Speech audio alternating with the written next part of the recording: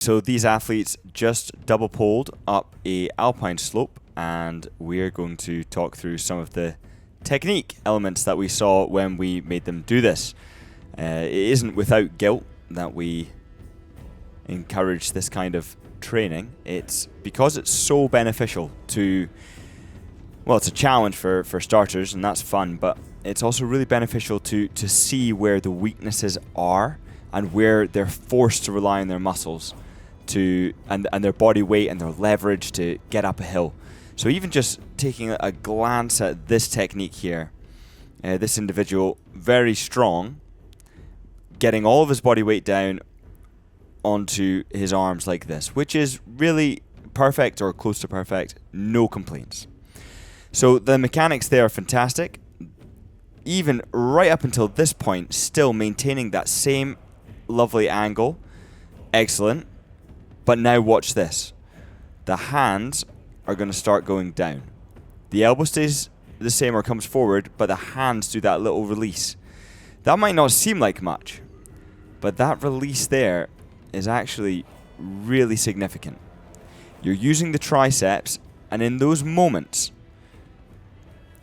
you are not recovering the hands back into a forward position.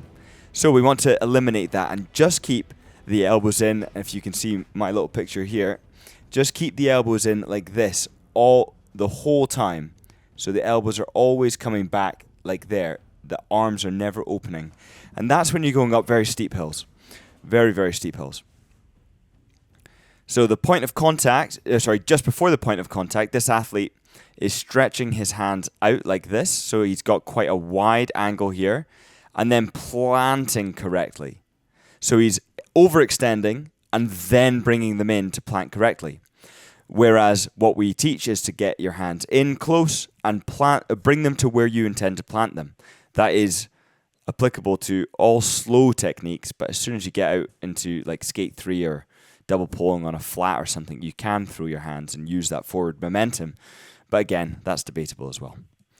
Okay, so the next thing I want to look at is the body position. So this athlete is doing such a good job, and there's lots of things that we can point out that are working really well. And plus, they're doing this on classic poles and skate skis, which makes it so much harder. So we do feel guilty. Of course, usually you would have skate poles if you're going to be double poling up something like this, because in classic races, you're not even allowed in the skate zones, technique zones. So this angle here, where you can see the bum is way behind the heels. And it's almost like you put your weight up through the poles, and this is what athletes typically do in the early stages with their body weight. They sit down backwards with it. What the best in the world will do, and this is awesome, he's learning this new technique as well, trying to get the feet sort of separated.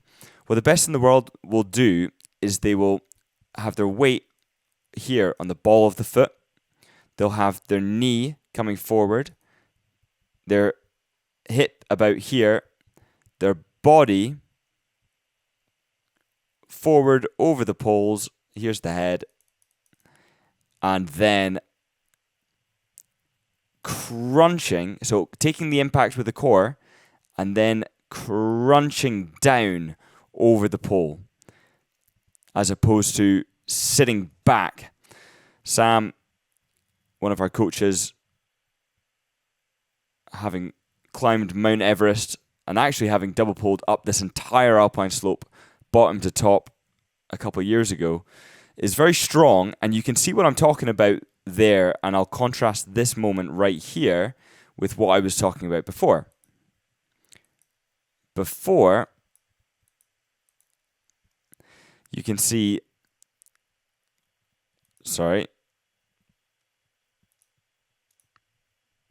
this athlete, or this diagram I drew here, with the athlete is planting and then sitting back. Just watch by contrast how Sam's doing it. He plants his poles, he's pivoting forward over his poles, his head is between his hands, his heels are up, the angle from knee to toe is bent there. His bum is in line with his heels. And it's only that last little push down where you see that he's sitting back. And even then, the feedback I would give in this instance is that pole plant is excellent. And then it's not necessary to come as low.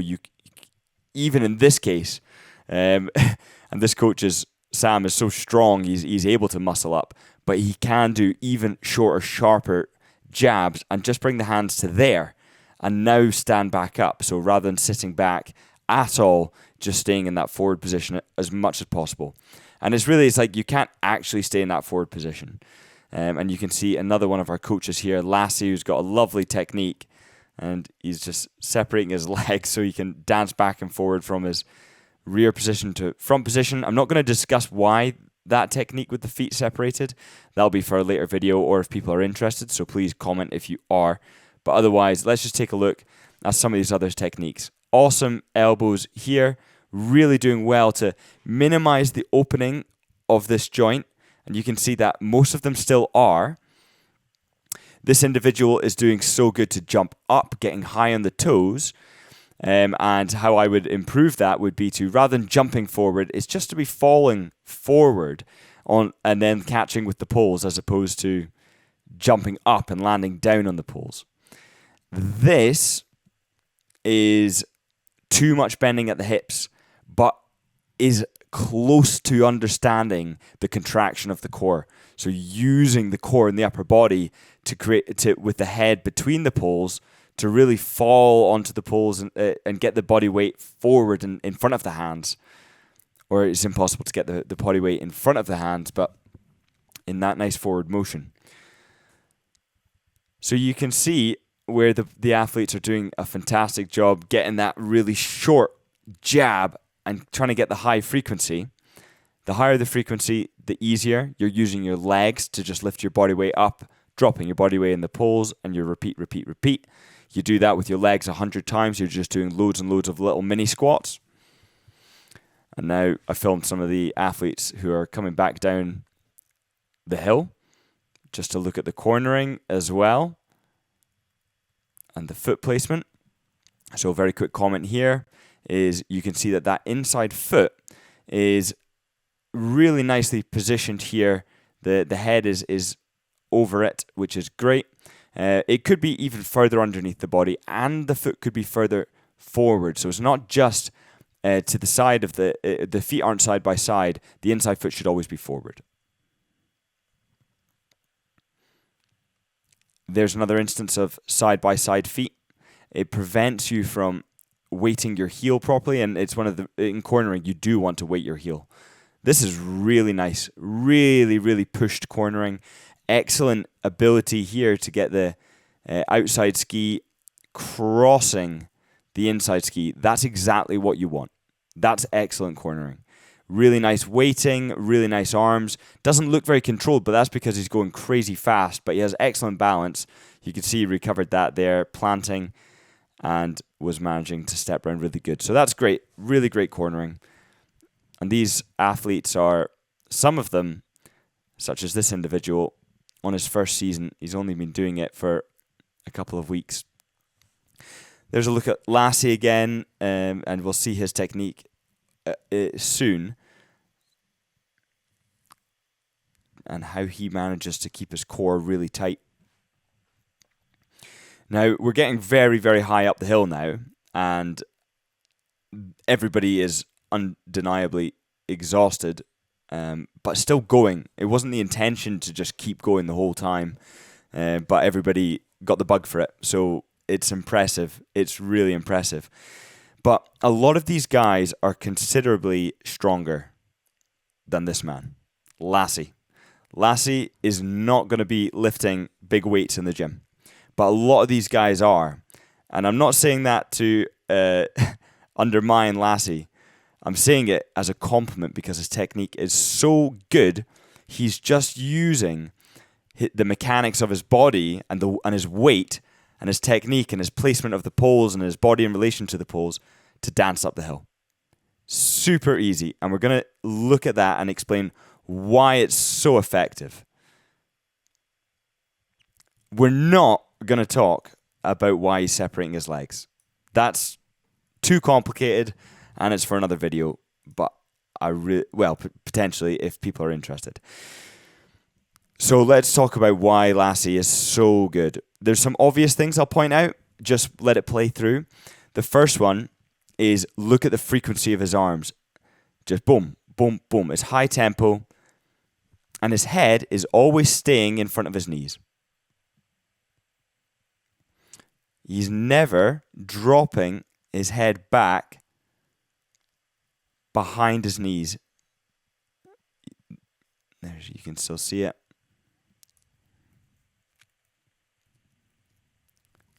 And then look at where his hands are in relation to his head on the pole plant. And actually, the very moment that the pole goes down, it's here. It's way in front of the left leg, and it's right in line with the heel of the right leg. But all of his body weight now, whatever that is, let's just assume it's me, so I weigh 74 kilos. All of that 74 kilograms is now going to go through the poles. Now, it might not be 74, it might be like 80% because he's still standing on that leg. The leg's not coming up, right? So he's standing on both of his skis. He's lifting up with both of his legs. So he's getting that body weight that he's intending to drop now up into the air. He drops it down, and look at that compression. Compress.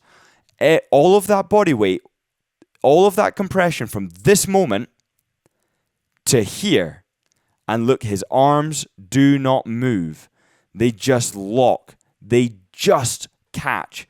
As a fantastic Swedish coach once told me, you're using your skeleton.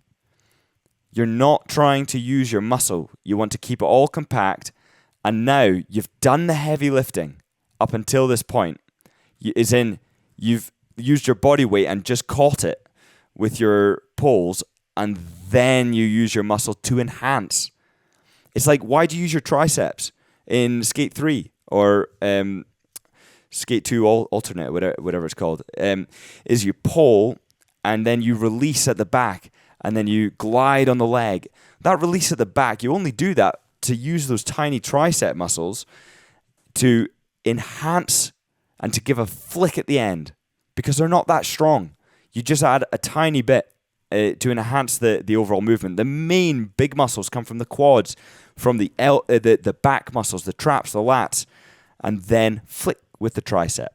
Lassie is demonstrating this perfectly here, where body weight, and now he's moving somewhat. Of course, we're going up a steep hill.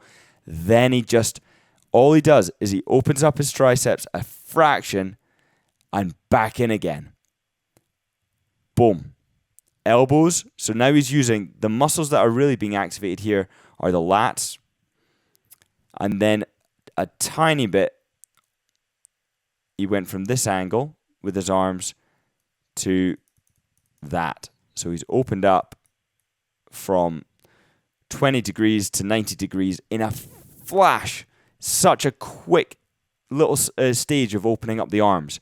Contrast that with some of these athletes who are doing great. So good. This is at the top of the hill, so it's so cruel that I'm even analyzing this right now. But there's that moment, that perfect moment that they've captured because we've sent them up an Alpine hill. And then they drag down with their body weight. Excellent, excellent, excellent. And now this is where we want the elbow to be coming back and not this big opening of the tricep, of the arm. So now the muscles that have been used up until this point are very much the core, are very much the back muscles initially. But from this moment, every second after I drew that top arrow, every second is just triceps, a muscle that burns out quickly, that hurts a lot, and that doesn't really add much. So his arm, whereas Lassie would be standing up already and moving on to the next pole, this individual has opened up the arm and has used his tricep. So how would it change? It would be pull, pull, pull, pull, pull, open up the arms to here, and then go again.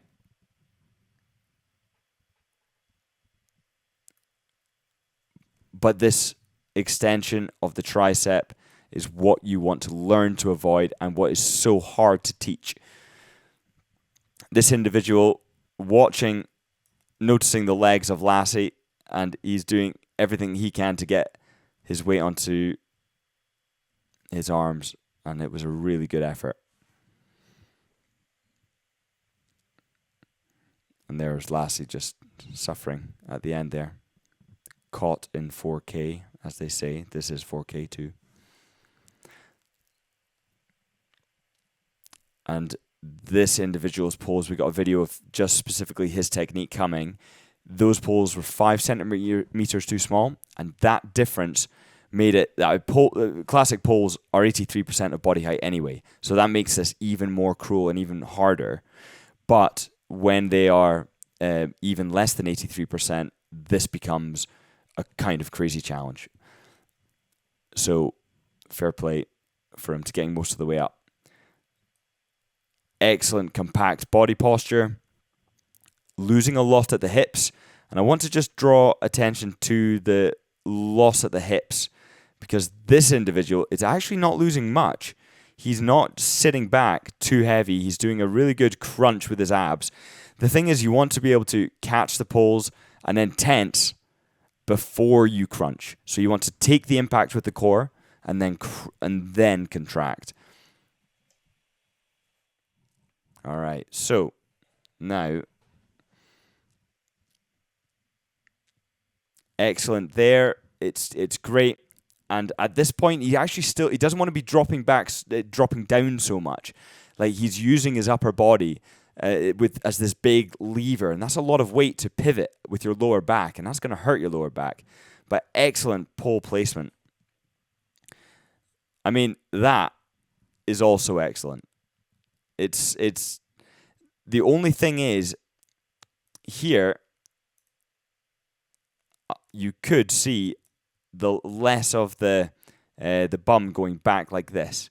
So standing upright a bit more, and then when pole planting, contracting just a little bit later. But you can see there actually he catches his body weight perfectly, and he's not actually contracting his core. So I was a little bit premature with what I said there.